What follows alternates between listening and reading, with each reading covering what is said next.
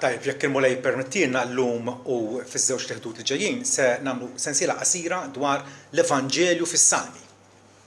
L-Evanġelju fis-Salmi. Opportunità sabiħa għalina għall-koll biex l-hawnhekk nkunu stabbiliti fil-Vanġelu u biex anke l-qalb tagħna titaxxaq kif aħna nintebħu u niskopru kif minn sekli qabel Alla kien xandar diġà l-Evanġelju meta Sidna Ġesu kien għadu ma twelidx u kien għadu ma mitx, però dik kienet il-pjan tal-Alla kif dikjarat f'dan il-kollezzjoni sabiħa ta' poeżiji, 150 poeżija illi fihom niskopru lil Ġesu u s-salvazzjoni tiegħu. Allum se naqraw Salm 14 li għandu x'jaqsam ħafna mal-priedka illi se ngħaddilkom. Salm 14 għal-mexxej tal-kor Salm ta' David. Għalf qalbu li blaħ, m'hemmx Alla. Tħassru. Emejjel ta' min jistmerrom għamlu m'hemm ħadd li jagħmel it-tajjeb. Ittawal il-mulej mis-sema fuq li il-bnedmin biex jara jekk hemmx minnu għaqli u jfittex il-Alla. Il-kol twarbu. Il-kol flimkien saru faħxijin m'hemm ħadd li jagħmel it-tajjeb. Le, lanqas biss wieħed. Mela m'għandhomx den daw kollha li jagħmlu l-ħażen li jieklu l-poplu tiegħi bħalma jieklu l-ħobs u ma jsejħux lill-mulej. Hemm biża' kbir jaqa' fuqhom għax Alla huwa man-nisel tal-ġust. Intom iġġibu mistħija fuq il-ħsieb tal-imsejken għax il-mulej il-ken tiegħu. O li kien jiġi l-ħelsien ta' Iżrael minn Sion, jifraħ Ġakob u jitenna Iżrael meta l-mulej reġġa' lura mill-jasar il-poplu tiegħu. Amen. Sidna Ġesu ovvjament kien jaf li il-patt il-qadim, il-kodba tat-Testament il-qadim jitkellmu dwaru. Fatti meta temm il-missjoni tiegħu u ltaqa' mad-dixxipli wara li irxoxta, għalilhom propjament hekk. Dan huwa kliemi li għattilkom meta kont għadni magħkom, illi kien jeħtieġ jittwettaq kull ma hu miktub dwar fil-liġi ta' Mosè u fil-profeti u fis-Salmi. 3 taqsimiet prinċipali tat-Testament il-qadim, il-liġi ta' Mosè, il-profeti u s-Salmi, partikolarment is-Salmi Ġesu qed jgħidilna ċaru tont li jitkellmu dwaru. Mbagħad fetħilhom moħħhom biex jifhmu l-Iskritturi u qalilhom hekk u miktub illi il-Kristu kellu jbati u jerġa' jqum mill-imwiet fit-tielet jum u l-indiema u l-maħfra ta' dnubiet tkun proklamata u tkun mxandra f'ismu fost il-ġnus kollha ibda minn Ġerusalem. Ġesu qed jaċċertana li meta naqraw is-Salmi hemmhekk se niskopru l-Evanġelju dwaru, il-bxara tajba dwaru, Alla fl-omnixjenza tiegħu, Alla li jaf il-futur u li kien diġà fissa x'għandu jagħmel għal ġid tagħna ħalla bil-miktub permezz ta' David u awturi oħra illi permezz ta' Ġesu l-qarn imqajjem id-dar ta' David Alla kellu jikseb fid-dwa eterna għalina. Is-Salmi huma ovvjament għanijiet ta' ferħ il għaliex l-Evanġelju iferraħna. L-Evanġelju ifisser aħbar tajba, aħbar ta' ferħ.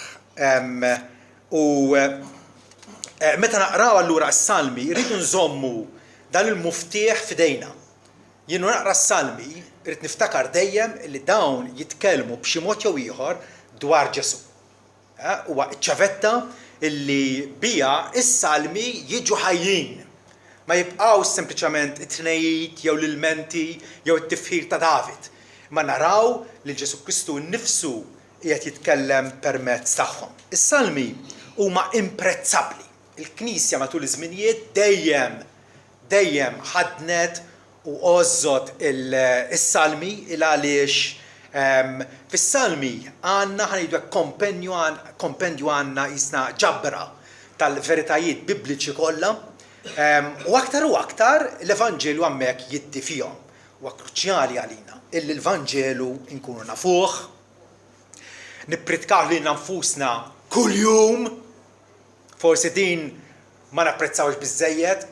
Luteru stess qal, irrid nippritka l-Vanġelu lil innifsi kuljum għax għandi ħabta ninsieħ, għandi ħabta nafda fiha nnifsi aktarx milli nwaħħal il-ħasa, insammar il-ħasa tiegħi fuq liben Alla li ħabni u ta' lilu nnifsu għalija. Ma nistawx naffordjaw l-aħwa illi nkunu mqarqa jew nkunu qegħdin nħadnu Vanġelu mawweġ jew qar minn hekk fals. Jekk nagħmlu hekk ma jkollniex tama. Rridu nkunu ċerti bħalma qal l-Apostlu Pawlu, jiena narrafkom l-aħwa l-Evanġelju li ppritkajtilkom. Dawn kienu diġà nsara l-Korintin u qiegħed jerġa' jtennilhom, jirrepetilhom l-Evanġelju li huma kienu semgħu minn għandu snin qabel. Qatt m'huwa xi ħaġa inutli li aħna nerġgħu mmorru lura u naraw il-blata soda li fuqha aħna mibnijin. L-Evanġelju li ppritkajtilkom li wkoll irċevejtuh, li fih tinsabu wkoll weqfin, tinsabu fis-sod ġifieri, li permezzew intom ukoll salvati. Jekk iżommu sħiħ il-kelma li ppritkajtilkom, altrimenti tkunu emmintu għal xejn. Naraw kemm hija kruċjali, kemm hija indispensabbli li aħna jkollna grip, ikollna ħafna, tajba ħafna tal-Evanġelju. Mhux tlaqliq, mhux temtim x'inniġu biex anke nispjegaw lil nfusna jew biex naqsmu ma' ħadd ieħor, jridu kunu ċerti illi iva. F'Ġesu Kristu għandna l-maħfra u kif irċevini għad il-maħfra permezz tal-fidi tagħna fih. L-elementi prinċipali tal-Evanġelju kif għadna jinsabu fis-Salmi.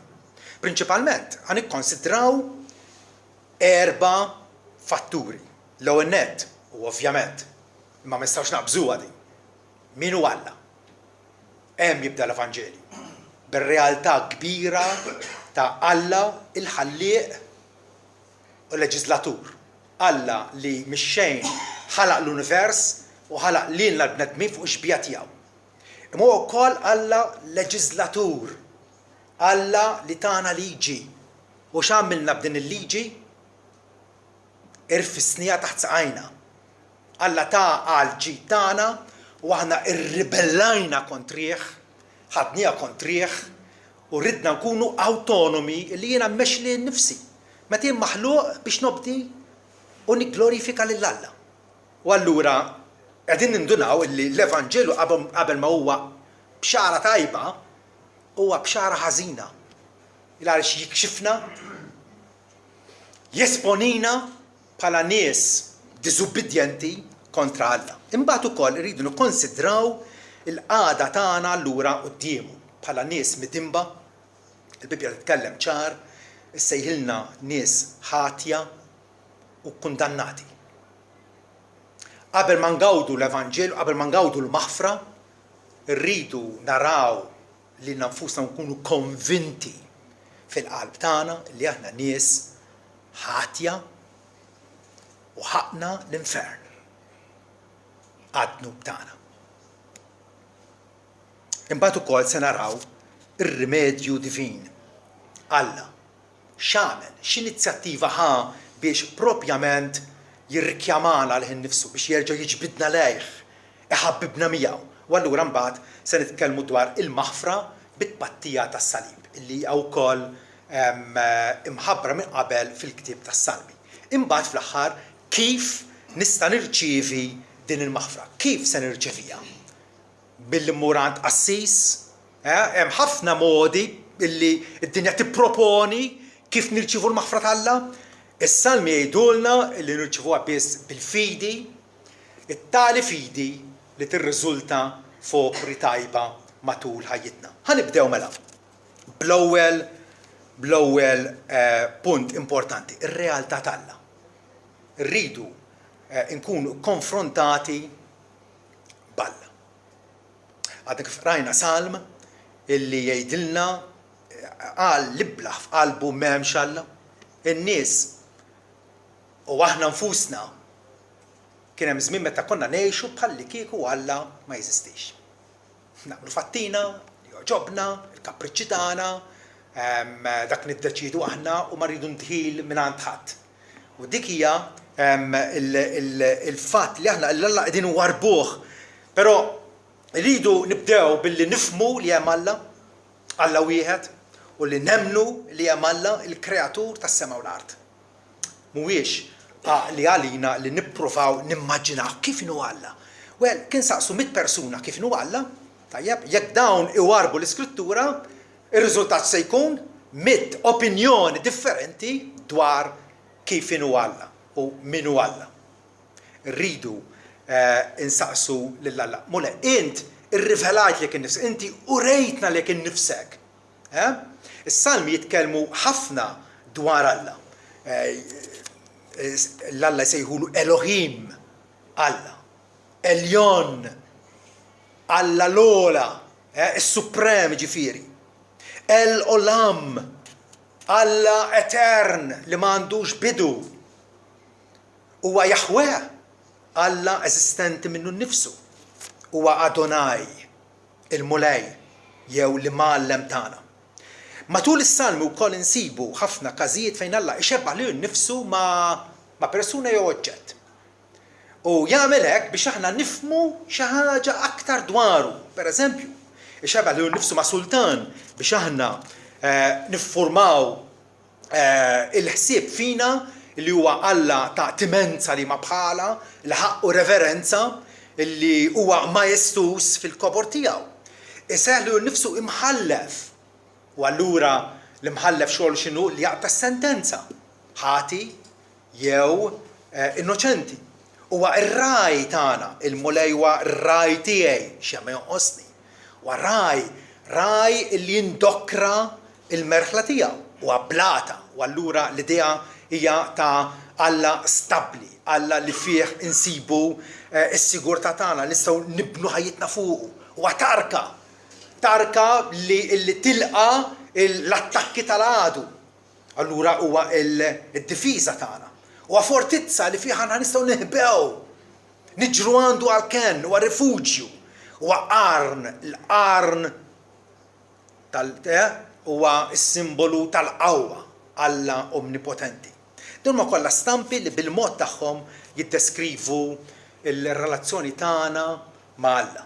Is-salmi ukoll jiddeskrivu lil Alla skont l-attributi tiegħu. Meta ngħidu attribut, karatteristika tal-Alla. Ġifieri, min hu Alla? U kif ħan niddeskrivih?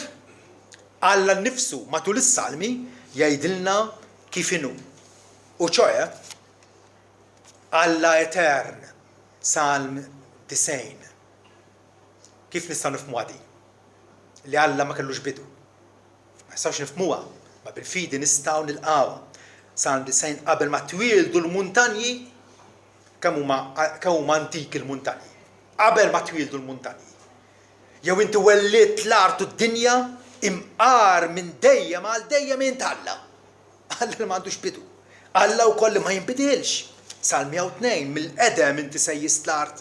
U smawitu ma' xogħol ta' jdejk imqar huma jintemmu. Iżda inti tibqa'. U kollha se jeqdimu bħal libsa, bħal biċċa ħwejġ se tibdilhom. Huma jkunu mibdula. Iżda int tibqa' l-istess. Alla li waħdu huwa immutabbli, ma jinbidilx. Sninek mhux se jiġu fit-tmiem. Xi ħaġa oħra dwar Alla li tagħmlu fis-salmi, Alla li jinsab kullu mkien. Għal darb'oħra il-moħħ tagħna ma jilaħħaqx ma' din l-idea li Alla jinsab kullu mkien. Aħna fid-dottrina tis-sokor nitgħallmu li jinsab Alla fis-sema fl-art u kullu mkien. Fejn nista' mmur mill-ispirtu tiegħek isaqsih David? Jew fejn nista' naħrab mill-preżenza tiegħek? Jekk nitla' fis-sema int hemm, jekk nagħmel sotti f'xeol int hemm ukoll. Alla illi jimla l-univers u l-lim minnu. Alla li wkoll jaf kollox. Aħna nitgħallmu bit-tbatija, vera u ninsew ħafna, jilgħu wieħed. Alla jaf kollox. Alla qatt ma tgħallem xejn. Għax jaf kollox, omniscienti. Osit int fittixtni u kont tafni, jgħidu David. Int taf x'in impoġġi bil-qiegħda u x'in inqum. Int tifhem ħsibijieti mill-bogħod.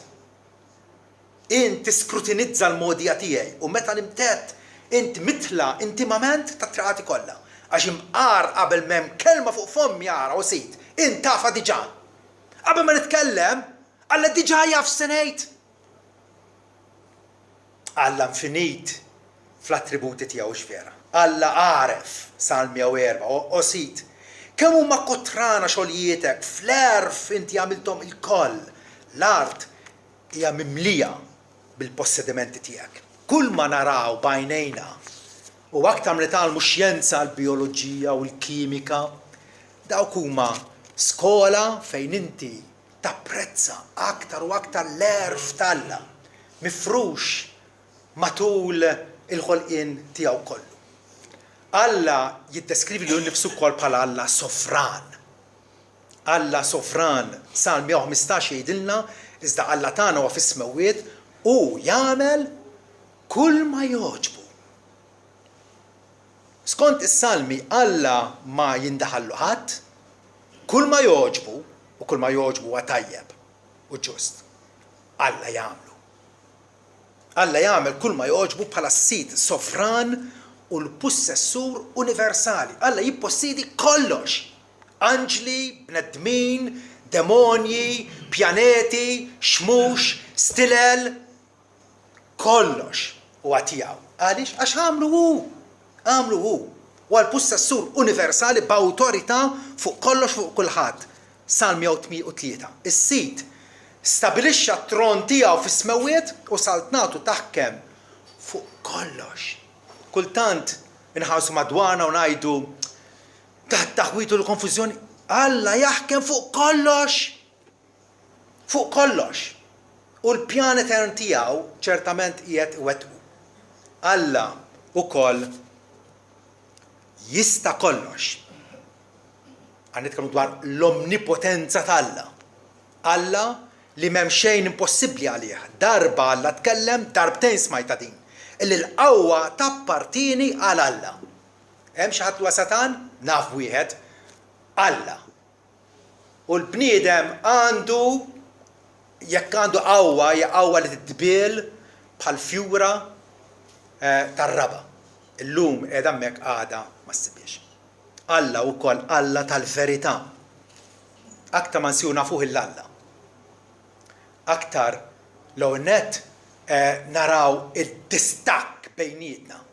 Alla tant differenti minna. Alla tal-verità. Però kemm il-darba aħna gdibna u preferejna l-falz u tħallna fis-qaqien minflok ma mxejna fit-triq tiegħu. Alla tal-verità sa 25. Il-modijiet kollha tas-sit huma mħabba soda u verità għal dawk li jżommu l-patt tiegħu u t-testimonjanzi tiegħu. Alla tajjeb. Salm 31. Kemm kbira tjubitek li inti ħżien tal dawk li jibżgħu minnek, li inti ħdiem tal dawk li jsibu refuġju fik quddiem uliet il-bnedmin. Alla tajjeb. Aktar minn hekk, Alla ta' grazzja li ma bħala, ta' modrija, ta' ħniena, dawn l-attributi illi jennu l-qalb umana, grazzjuż huwa s-sit u ġust jgħidilna Salm 116. Iva, Alla tagħna huwa kumpassjonali. U appuntu għalhekk nistgħu nitkellmu dwar il-Vanġelu, illi Alla resaq lejna fil-miżerja tagħna, fin-nuqqas ta' ħila tagħna. Fl-impossibilità tagħna illi nersqu li Alla resaq lejna. Alla wkoll Alla ħanin, is-sit huwa grazzjuż u ħanin, idum biex jirrabja u kbir fl-imħabba soda. Is-sit hu tajjeb ma' kulħadd u l-ħiniet tiegħu huma fuq ix-xogħlijiet kollha tiegħu. Alla ta' mħabba. Salm 25. Ftakar sit il-kumpassjon u l-imħabba soda tiegħek. Jew l-imħabba leali tiegħek, jew l-imħabba tenera tiegħek, il-ħesed tal-Alla. Alla li jintrabat magħna bil-patt, blega li ma tinkisirx. L-imħabba soda tiegħek għax dawn ilhom mill-qedem. Alla wkoll Alla paċenzjuż. Meta xi ħadd jgħidilna dat-taħwit li hawn fid-dinja u l-gwerer, ir-raġuni hija waħda. Alla tas-sabar li ma bħalu. Imma s-sabar għad jiġi fit-tmiem. Vera, il-bniedem jabbuża mis-sabar tal-Alla. Flok ma jdur leħ fl-indiema, ikompli jabbuża minna. Imma Alla iva u Alla ta' paċenzja li ma bħala. Iżdintom u lej int Alla ħanin u grazzjuż. iddum biex tirrabja u abbondanti fl-imħabba soda u l-verità. Alla huwa assolutament ġust. Ma nistawx, ma naffordjawx li tant nikkonċentraw fuq il-ħniena u l-imħabba tiegħu illi ninsew il-ġustizzja tal-Alla. Il-ġustizzja tal-Alla li tissemma fis-Salmi ħafna aktar mill-imħabba tiegħu. U l-qdusija tiegħu ħafna aktar mill-imħabba tiegħu. Alla huwa ġust. Immaġinaw kieku Alla huwa ġust kapriċċjuż u l-ħżiena jkastighom, l-ħżiena jpremjhom, l-tajbin jkastighom, x'kaos ikun hawn, vera? Qas timmaġina Alla hekk. Le, skont is-Salmi, Alla jirrott lil kull bniedem skont emilu. Huwa ġust. Is-sit huwa ġust jgħidilna Salm 11. Iħobb il-ġustizzja. Il-ġusti qatt jaraw lil wiċċu. Diġà qiegħed jintimalna qiegħed jagħtina ħjiel illi mhux kulħadd jara l-wiċċ Alla. Il-ġusti jaraw wiċċ Alla. Però qatt iridu nkun nafu kif bniedem jista' jsir ġust quddiem Alla. Inkomplu, Alla huwa rett u qaddis. Salm 99. Is-sit huwa kbir f'Sion u eżaltat il-fuq mill-popli kollha. Ħalli jfaħru l-isem kbir u trement tiegħek, qaddis huwa ismek. Eżaltaw lis-sit Alla tagħna u qimu quddiem mirfes saqajh, qaddis hu ismu. Eżaltaw lis-sit Alla tagħna u qimu mal-għolja imqazza tiegħu għax qaddis huwa s-sit Alla tagħna. L-anġli tal-Alla jifirħu quddiemu u jqimuh għal qdusija assoluta tiegħu. Din il-qdusija tal-Alla lilna tibbeżżana għax nafu li aħna impuri, aħna maħmuġin, aħna maħniex denji illi nkunu fil-preżenza tiegħu. Għar minn hekk Alla huwa wkoll il-leġislatur tagħna kif diġà semmejna, Alla mill-bidu tal-ħolqien. Min poġġa l-Adam u Eva fil-ġnien u tom minn kull barka. Minn kull barka tom. U ħallihom fil-libertà. Għallhom mis-siġra tan-nofs tiklux il-frott tagħha. U hemmhekk Alla wera illi hu għandu l-jed u dritt illi jirregola ħajjitna. Fil-ħsibiet tagħha, fl-email tagħna, fid-diskors tagħna. Allura leġislatur Salm 19 isemmi repetutament il-liġi tiegħek, it-testimonjanzi tiegħek, ix-xhidiet tiegħek. Dawn ksirnihom aħna vilment u ma rrikonoxxejniex l-awtorità tiegħu fuqna. Aħna skont is-Salmi nies ingrati, nies autonomi, għawek jgħidilna tħassru emejjel ta' mi jistmerrom għamlu, m'hemm ħadd li jagħmel it-tajjeb. Quddiem Alla, quddiem it-tron qaddis tiegħu, m'hemm ħadd li jagħmel it-tajjeb. Hawnhekk iridu nibdew, l-Evanġelju jibda minn hawn billi jesponina, jikxifna, jipponta is-soba tiegħu lejna u jgħidilna int ħadd quddiem Alla. Int ħatja quddiem Alla. Dan huwa l-gwaj tagħna. Minn hawn iridu nibdew. Kif qal Ġesu Kristu imberkinu mal-foqra fl-ispirtu għax ta' dawn jassaltna Alla. Li inti taraf li mhux li inti bniedem tajjeb, għall-kuntrarju. Għall-kuntrarju. Int twarrab minn Alla, il-kol flimkien saru faħxijin, m'hemm ħadd li għamel it-tajjeb, le lanqas biss wieħed. Ġifieri lanqas int. M'intix tajjeb quddiem Alla. M'intix aċċettabbli qudiemu. Il-Salmi jitkellmu ħafna dwar id-dnub. Li huwa tabu illum fis-soċjetà tagħna, nitkellmu dwar nistgħu nisbaljaw, nistgħu nitfixklu, għaxin dajf aħna ma bażikament aħna tajbin. Le, il-Bibja titkellem b'lingwaġġ differenti. Dnub, inikwità, ħażen. X'inhu għad-dnub fl-essenza tiegħu huwa l-ksur ardit tal-liġi tagħna. Alla tagħna liġi u aħna ermejnija, irfisnija taħt saqajna. Meta Alla ċertament jobot id-dnub huwa irrabjat minħabba l-midinbin avversivi lejh. Salm 7 isimgħuh. Alla huwa mħallef ġust. U Alla għandu korla ġusta mal-ħżiena kuljum. Tinganna xwieħek. Tħares lejn ħżiena. U ta' ekk huma ferħanin qegħdin jitqu flimkien, qegħdin jixurbu l-birra flimkien u sejrin u dik ħajja titqarraq xi ħasra. L-għadab tal-Alla huwa fuqhom. Alla ipoġġi l-nies bħal dawn f'postijiet jiżolqu. Illum tarhom għadha tfittixhom u ma tarhomx. Alla għandu korla ġusta mal-ħżiena kuljum. Jekk bniedem ma jindimx, li ħadkellmu fuqha aktar quddiem. L-indiema li Alla, l-ddu li Alla. Ma jekk bniedem ma jindimx, Alla se jsin ix-xabla tiegħu. L-ewwel qaws tiegħu l-istieħ. Iva. Is-salmi jitkellmu dwar l-infern. Xeol.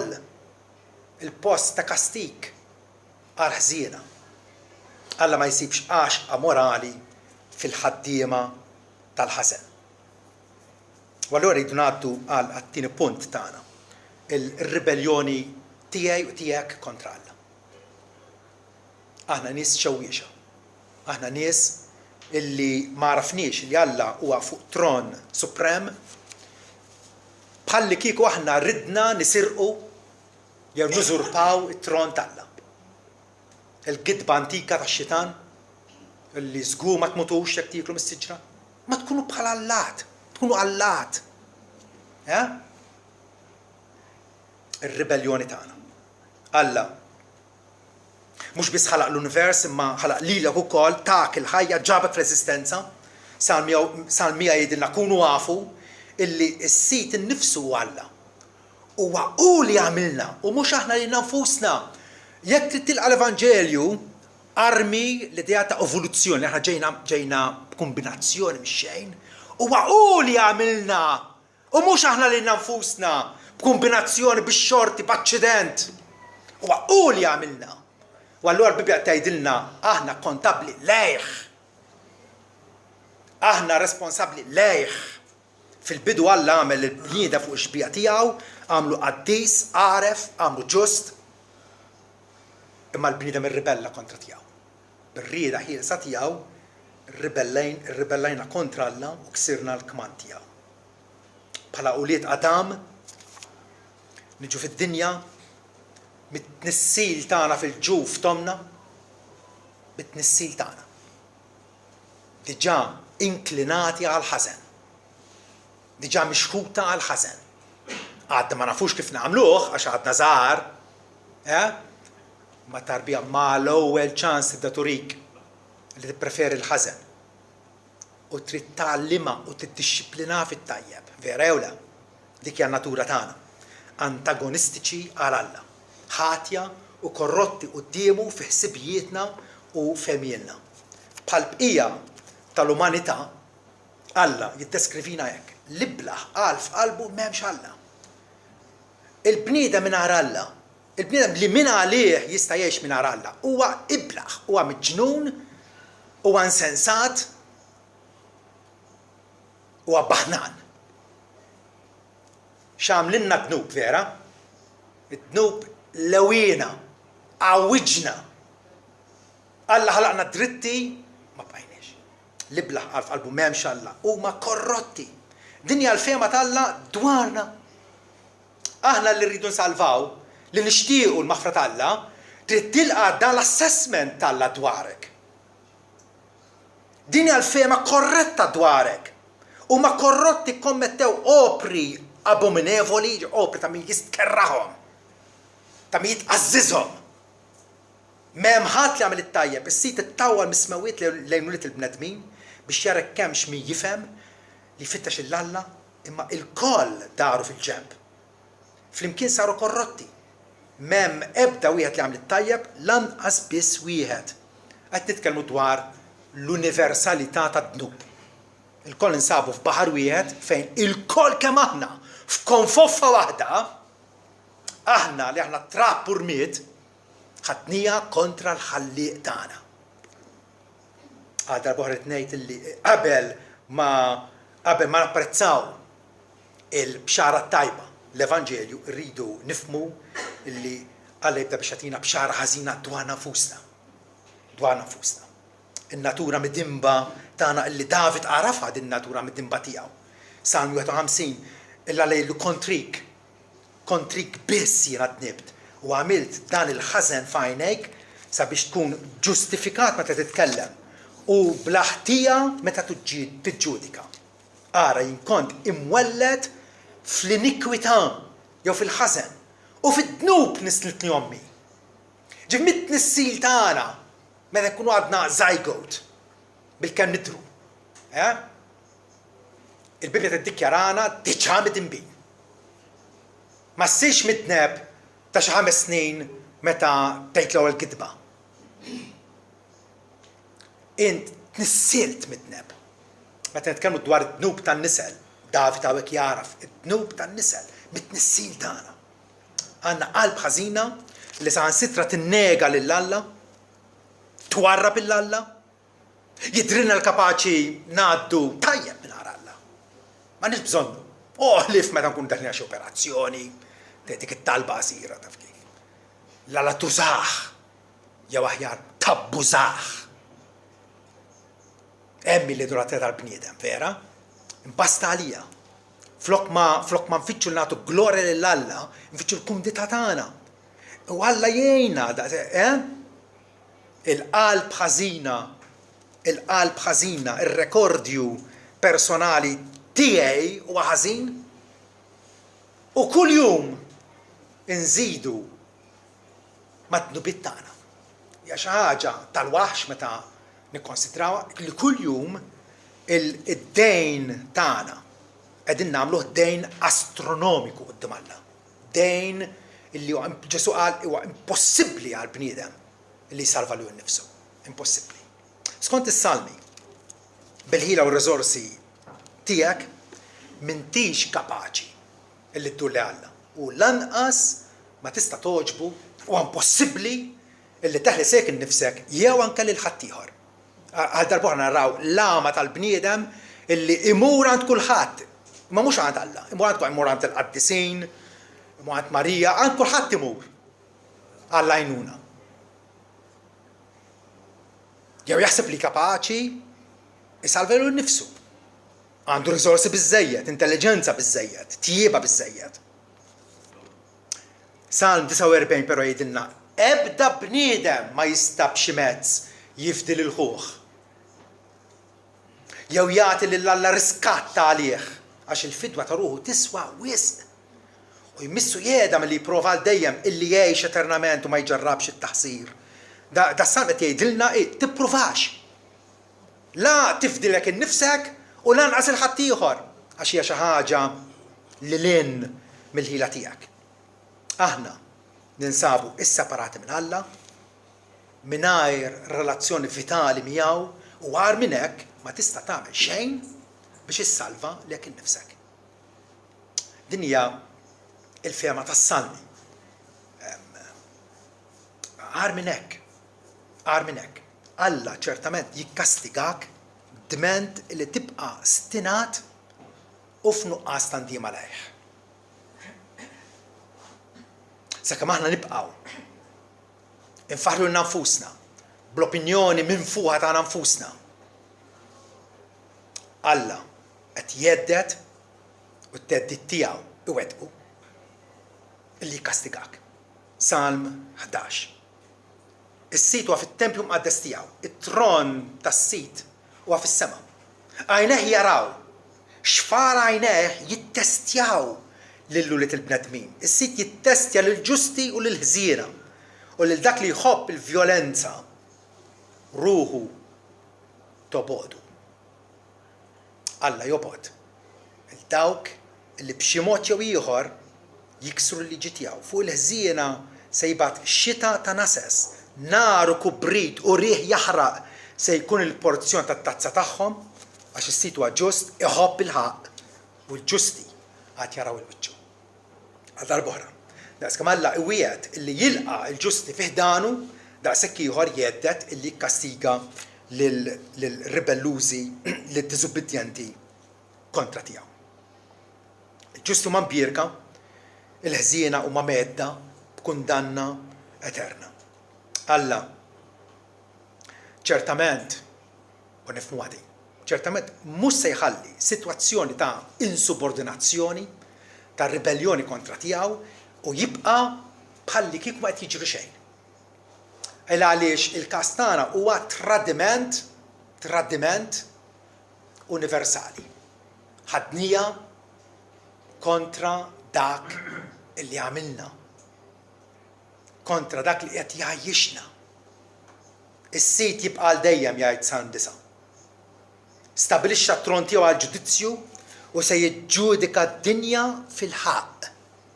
Se jsegwixxi ġudizzju għal popli b'ekwità kif ġadna Alla irott jew jikkompensa lil kull wieħed skont emilu. Issa, is-Salm jgħidilna illi l-emil tagħna huwa ħażin. X'nippretendu mingħand Alla? Kastik. Però dan huwa l-ewwel pass fl-Evanġelju. Alla qed jgħidilna għandkom bżonnu l-Evanġelju. Il-għax waħidkom mingħajr l-intervent tiegħi permezz tal-Messija Ġesu kif nafu. Illum il-ġurnata il-sitwazzjoni tagħna hija waħda mingħajr tama.